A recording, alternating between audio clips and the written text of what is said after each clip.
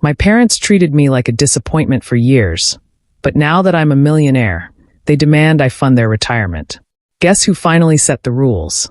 I'm 33 male, and I've made a success of myself, far more than my parents ever thought possible. They never saw it coming, and to be honest, sometimes I still don't either. But every step I've taken has been on my own, and it's been hard-earned.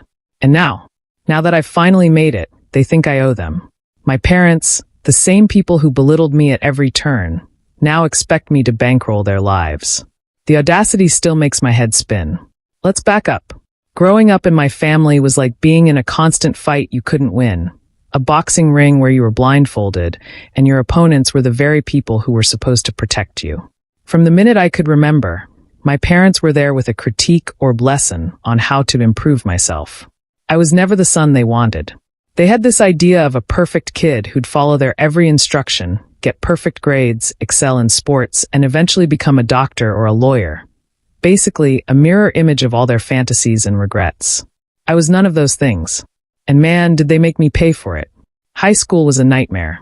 Every time I came home with anything less than an A, my dad would sit me down and say, "Look, I'm not raising a failure here. If you don't take life seriously, you'll end up a loser, and we can't have that in this family." He'd say this family like we were royalty, like they were handing down some legacy to me, and I was unworthy of it. My mom would chime in too, "You're lucky we haven't kicked you out yet. Maybe you need a taste of the real world to understand what hard work is." Here's the kicker. They never actually helped me with anything. My dad, who'd go on and on about how his hard work paid for everything we had, wouldn't give me a penny when it came to school supplies, activities, or anything I needed. They both expected me to live up to some imaginary standard, but never offered a lick of support. I had to work my first job at 16 just to afford basic things like clothes and books, things most kids don't have to worry about. When I finally applied to college, they flat out told me they wouldn't help pay. My dad, in his typical sneering tone, said, "You've already wasted enough of our resources. If you want to go to college, figure it out." And that was that. I remember him just shrugging and walking away, leaving me to figure out how to scrape together enough financial aid, loans, and hours of work to make it happen. And somehow I did. College was tough. I worked part-time jobs, barely slept, and missed out on the college experience because I was too busy scraping by. But I graduated. I walked across that stage, diploma in hand, without a single member of my family there to see it. They didn't even call me that day. But at that point, I'd started to understand who they were and how little I could expect from them. They were never going to be proud of me. They'd never be those parents who smiled and said, "We're so proud of you." I was alone, and I had to be okay with that. Fast forward a few years. I'm grinding it out in the finance world. The hours are brutal, but I'm climbing. I'm good at what I do, and eventually I start making real money. Not just a steady paycheck. I'm talking serious money. I started investing on the side too, learning the ropes of real estate, and that's where I really found my stride. By the time I hit 30, I'd made more than I'd ever dreamed. A millionaire on paper, with enough in the bank to live a life I'd always wanted. No debt, no worries, just me and my success. And you'd think my parents would finally see what I'd accomplished and maybe give me some credit. But no. Instead, they just kept on pretending I was some aimless kid who needed their guidance. It was like they couldn't handle the fact that I'd succeeded without them. They'd tell relatives that I was still finding myself and make these comments about how one day he'll settle down and be responsible. Responsible? I'd been responsible since I was 16, since I learned that if I didn't take care of myself, nobody else would. Then 2 years ago, the call started. My dad, who never had time for me before, was suddenly ringing my phone every few weeks, telling me about how his retirement fund wasn't looking good and how he and mom weren't as young as they used to be. The first time he mentioned it, I just nodded along, not really paying attention. But then he got more direct, saying things like, family's supposed to support each other. After all we've done for you, the least you could do is help us in our old age. I remember staring at my phone, just floored. All they'd done for me? Like, what exactly? All they'd done was remind me that I'd never live up to their standards and leave me to fend for myself. I asked him what he meant by helping in their old age, and he said, It's not like we're asking for much, just a monthly contribution to make sure we can keep the lifestyle we've worked so hard for. I could barely keep from laughing. I wanted to scream, "What lifestyle?" The one I had to pay for because you couldn't be bothered to. But I didn't. I told him I'd think about it, just to get off the phone. But inside, I knew my answer was no. There was no way in hell I was going to start funding their retirement. It didn't stop there, though. Over the next few months, the pressure from them kept ramping up. They'd guilt-trip me on every call, saying things like, "You're our only son. It's your responsibility to take care of us." My mom would chime in with these dramatic sighs and say, "After all we sacrificed to give you a good life, this is how you repay us?" As if they'd done me some huge favor by just existing as parents.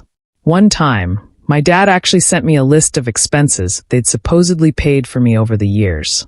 It was insane. He had things like meals from 1990 to 2004 and utilities covered. I'm not kidding. He itemized every basic need I'd had as a kid, like I was supposed to reimburse him for being a parent. And then at the bottom, he'd written, "Approximate debt owed, $85,000. He signed it too, like it was some formal invoice. That's when I realized how far gone they were. They didn't see me as a person. They saw me as a bank account they'd been waiting to cash out. All their parental sacrifice was just a down payment on their future expectations. They wanted me to believe that every act of care, every dollar they'd spent, was a loan I now had to pay back. And if that wasn't messed up, I don't know what is. I ignored them for a few weeks after that. I was furious, and I didn't trust myself to answer the phone without saying something I might regret. But they didn't let up. They started calling from other numbers, sending long, guilt-ridden messages going on. And on about betrayal and family loyalty. At one point, they even got my sister, Emma, to call me. Emma's the golden child, the one who did everything they wanted and got showered in praise for it. She was torn, saying she understood where I was coming from, but that they're still our parents. But here's the thing, Emma didn't live my life. She had no clue what it felt like to be constantly belittled and abandoned. I told her, "Look, I get it. You want peace in the family. But this isn't about peace, it's about them wanting control." She paused, and I could hear the wheels turning in her head. For the first time, I think she understood a little of what I'd gone through, even if she couldn't say it out loud. The final straw came last Thanksgiving. Against my better judgment, I decided to join the family for dinner. I figured maybe if I showed up, they'd finally get off my back, or at the very least, we could have an adult conversation. But that was wishful thinking. As soon as I sat down, my dad launched into this speech about family unity and how everyone needs to do their part.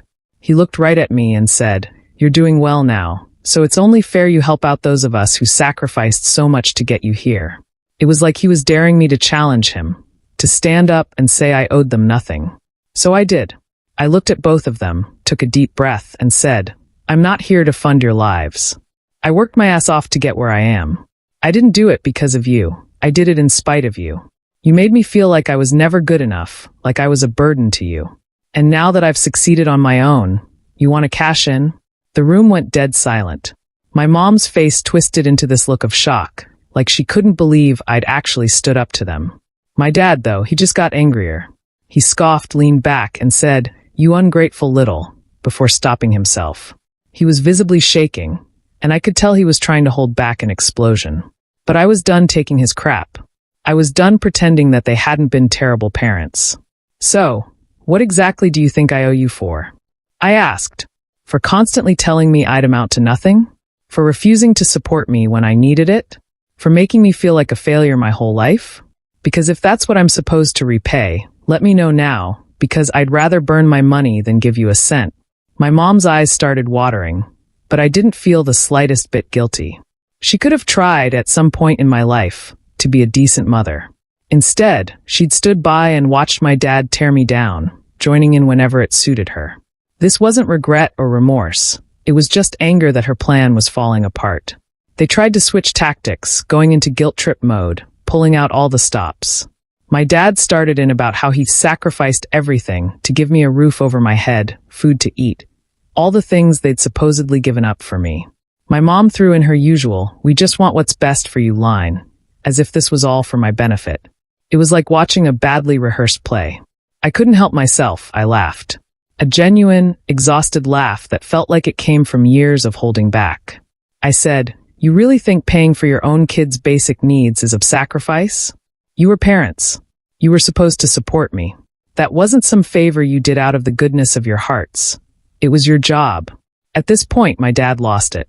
He slammed his hand on the table, yelling about respect and how I'd become selfish and entitled since getting a little money. It was absurd. He was projecting his entitlement onto me, trying to twist everything to make me the bad guy. But I wasn't playing along. "Respect," I said, looking him dead in the eyes. "Respect isn't demanded. It's earned. And you've done nothing to earn mine. You spent my whole life treating me like I was worthless. Now that I've proven you wrong, you want to rewrite history and pretend we're some big happy family? No, you don't get that. You don't get anything from me." My dad's face turned beet red, and I could see the rage boiling over. For a moment, I thought he might actually hit me. But he just stood up, pointed at the door, and shouted, "Get out of my house." It was almost laughable. The house he'd refused to leave me a key for, the place where I'd never felt welcome. And now he was kicking me out. I grabbed my jacket, looked at my mom, and said, "I hope one day you realize what you've done. But I'm done trying to fix things with you." Then I left, feeling lighter than I ever had in my life. The aftermath wasn't easy. They went on a full-blown campaign to paint me as the villain in the family. My mom called every relative, every friend who would listen, telling them I was ungrateful and abandoned my poor parents in their time of need. They made me out to be this selfish monster who'd turned his back on family. I got angry calls, hurtful texts, people telling me I'd forgotten where I came from. For the first time, I had to really choose myself and let everyone believe whatever they wanted. It hurt to lose so many people I thought cared about me, but I realized they only cared as long as I kept playing the role my parents wanted. Choosing myself meant losing them. That's something nobody tells you. That when you break free of toxic family, you might lose the extended family too. But it also meant gaining peace, and I needed that more than anything. Over the next year, I focused on my own life, my own happiness. I invested more, grew my portfolio, traveled, and started building relationships with people who actually cared about me for who I was, not what I could give them. And it felt damn good. My sister, Emma, stayed in touch, though cautiously. She's still somewhat under their thumb, and I don't blame her. She has her own family, her own reasons for keeping the peace, and I respect that. But one day, she asked me if I ever regretted cutting them off. "Don't you feel bad?" she asked. "They're still mom and dad, you know?" I thought about it, and then I told her, "Emma, I feel bad that I never had parents who loved me for who I am. I feel bad for the kid I was, who just wanted their approval. But I don't feel bad for finally respecting myself enough to walk away." I could tell she didn't fully understand, but she nodded, maybe seeing a glimmer of what I was getting at. Now, every so often, I hear about them. They're struggling financially, reaching out to people they barely know to get by. But I don't feel responsible. They had decades to build a life, to save, to be better people. They made their choices, and now they're living with the consequences. I've realized that real family doesn't try to control or manipulate you. They love and support you without conditions. One of my friends, who knows the whole story, asked me once if I'd ever help them, if things got really desperate.